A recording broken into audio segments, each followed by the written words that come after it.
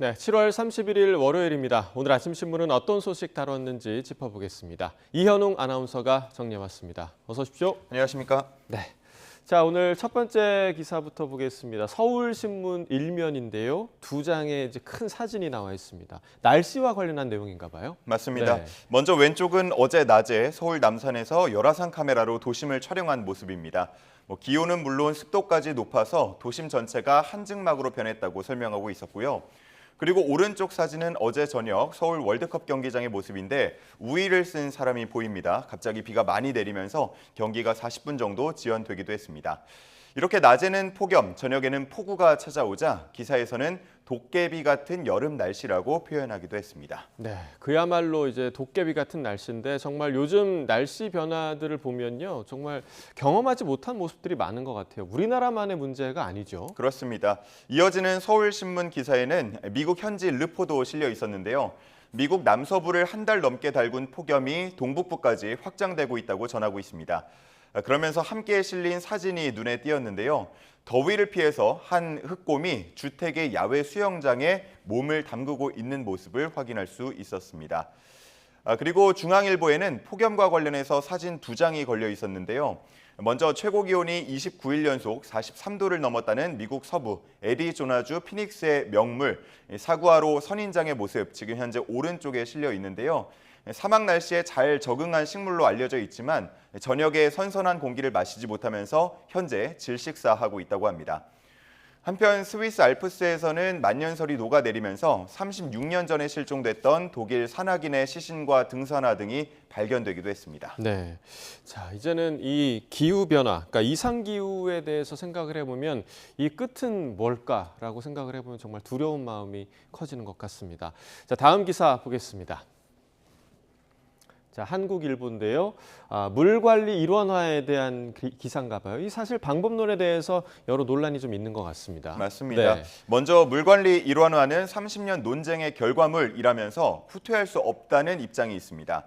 이번 여름 폭우로 인한 사고들은 국가 재난대응 체계의 잘못으로 봐야지 이걸 물 관리 일원화 탓으로 몰아가서는 안 된다는 입장인데요. 그러면서 영국이나 독일 또 캐나다 등 OECD 회원국 중 20곳 이상에서 환경 담당 부처가 물 관리 업무를 통합적으로 수행하고 있다고 그 근거를 대고 있습니다.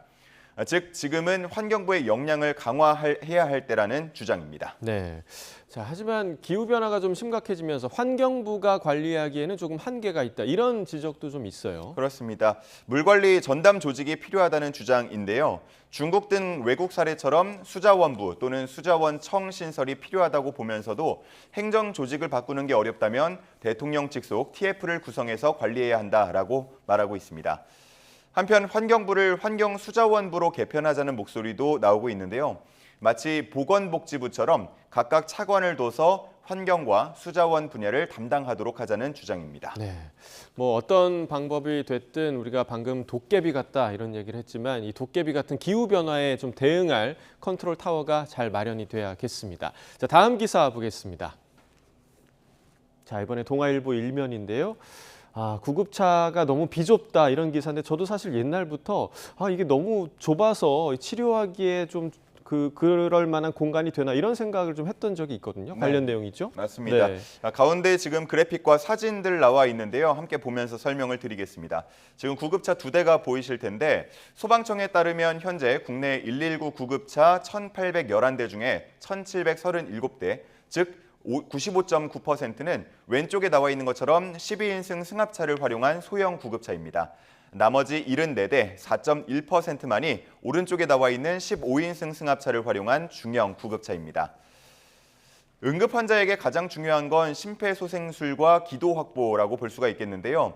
소형차의 경우에는 구급대원이 환자 옆에 비스듬히 앉은 채 환자의 목 안쪽을 제대로 보지 못하고 튜브를 넣어야 하는 상황입니다.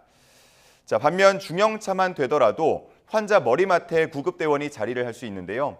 목 안쪽을 보면서 기도 확보를 용이하게 할 수 있다고 합니다. 네. 자, 그동안 뭐 구급차 대수가 충분하다, 부족하다 이런 것만 좀 논의가 되었었지 이 소형, 중형에 관해서는 얘기가 안 됐었던 것 같습니다. 듣고 보니까 중형 이상의 구급차가 좀 필요하겠는데요. 네, 그렇습니다. 가끔은 응급 출동을 하고서도 구급차가 좁기 때문에 차량 밖에서 응급처치를 먼저 하고 환자 이송을 시작하는 경우도 있다고 합니다. 그리고 비좁은 곳에서 업무를 수행하다 보니까 서로 부딪혀서 부상을 입거나 또 허리 디스크 등으로 고통받는 구급대원들도 꽤 있다고 하는데요. 상황이 이렇다 보니까 소형과 중형을 모두 타본 구급대원들은 중형을 더 선호한다는 설문 결과가 나오기도 했습니다. 네, 아까 그 수치로 봐서는 지금 95.9%가 소형차인데 왜 그러면 소형차가 훨씬 더 많게 된 건가요? 네, 여러 이유가 있을 텐데요. 먼저 자동차 회사들이 구급차 전용 차량을 만들어서 공급하는 일본과는 달리 우리나라 같은 경우는 일반 승합차를 산 후에 구급차로 개조해서 활용하고 있습니다. 점차 15인승 승합차가 단종되고 있기 때문에 중형 이상의 구급차를 마련하기가 어려운 실정이고요. 과거에 해외 브랜드 모델을 활용한 적도 있지만 유지와 개량이 힘든 탓에 폐기되기도 했습니다. 그리고 차가 커지면 차량 사이로 지나갈 때나 골목길 운행이 어렵다는 문제도 제기되고 있는데요.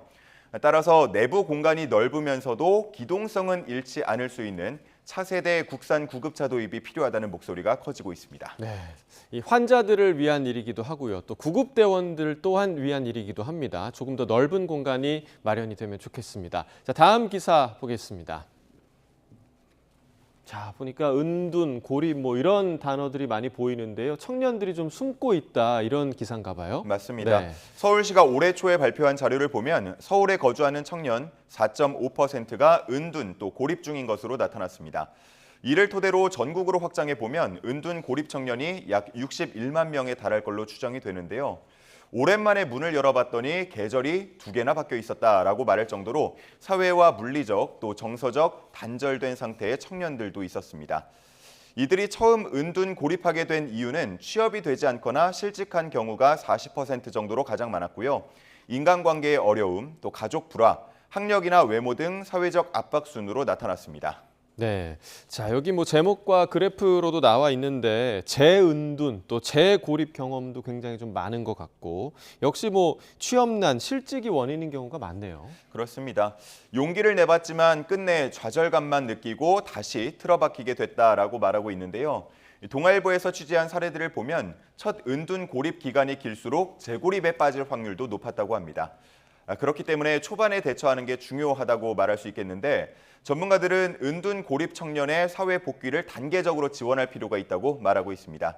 단순히 발굴하는 데 그치지 말고 심리 상담이나 일자리 마련 등 사회로 나아갈 수 있도록 일종의 에스컬레이터가 필요하다고 강조하고 있습니다. 네.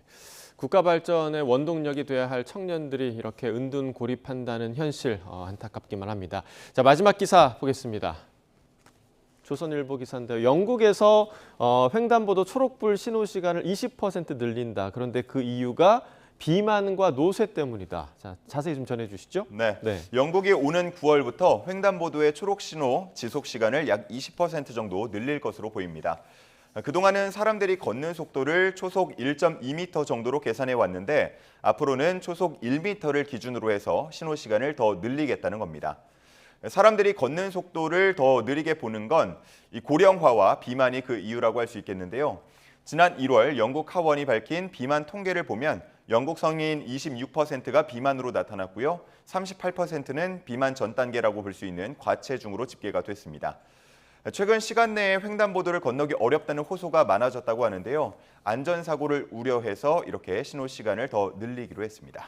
네, 굿모닝 브리핑 오늘 여기까지 듣겠습니다. 이현웅 아나운서와 함께했습니다. 고맙습니다. 감사합니다.